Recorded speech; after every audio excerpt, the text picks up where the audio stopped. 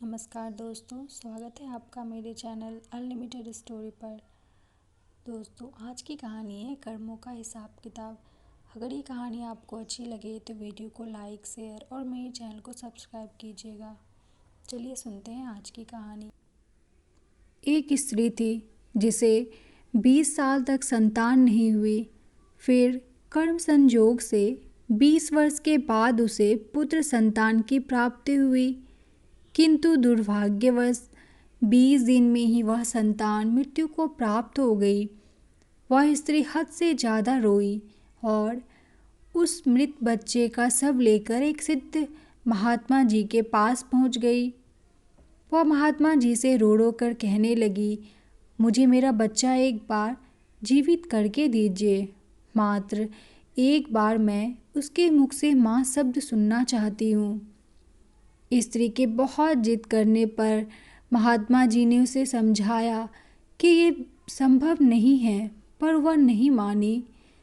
तो हार कर महात्मा जी ने 2 मिनट के लिए उस बच्चे की आत्मा को वापस बुलाया।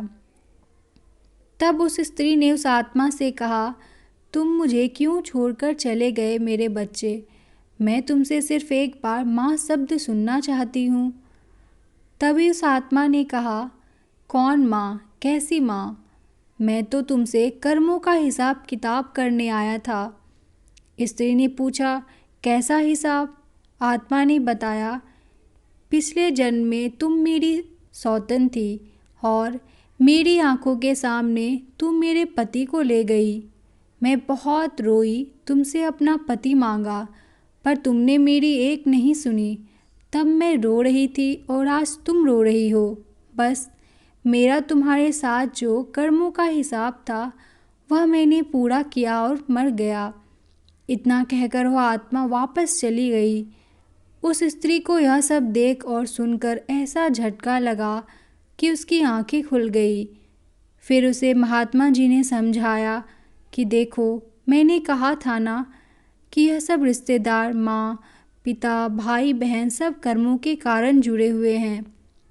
उस औरत ने महात्मा जी से कहा, जी महात्मा जी, आप सच बोल रहे थे। अब मेरी आंखें खुल चुकी है। हम सब यहाँ पर कर्मों का हिसाब किताब करने आए हैं, इसलिए सदा अच्छे कर्म करो ताकि हमें बाद में यह सब भुगतना ना पड़े। वह स्त्री समझ गई और अपने घर लौट गई। इसलिए हमें हमेशा अच्छे कर्म करने चाहिए। हमारा यह शरीर एक किराए का घर है। जैसे कि जब हम किराए का मकान लेते हैं तो मकान मालिक कुछ शर्तें रखता है। मकान का किराया समय पर देना, मकान में गंदगी नहीं फैलाना, उसे साफ सुथरा रखना, मकान मालिक का कहना मानना और मकान मालिक जब चाहे मकान को खाली करवा सकता है। इसी प्रकार परमात्मा ने भी जो हमें यह शरीर दिया है, यह भी एक किराए का मकान ही है।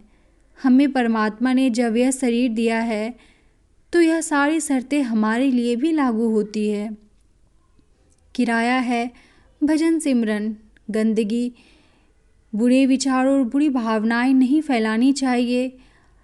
जब मर्जी होगी परमात्मा अपने आत्मा को वापस बुला लेंगे। मतलब यह है कि यह जीवन हमें बहुत थोड़े समय के लिए मिला है।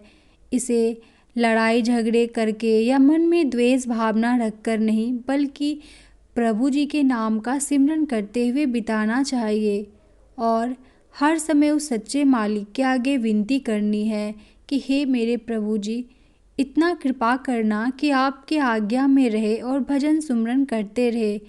यह जन्म मनुष्य शरीर जो हमें मिला है, गुरु कृपा का प्रसाद समझे, हम इसकी बेकदरी ना करें और अपने हर सांस के साथ नाम जपन और जीवन का राज समझे।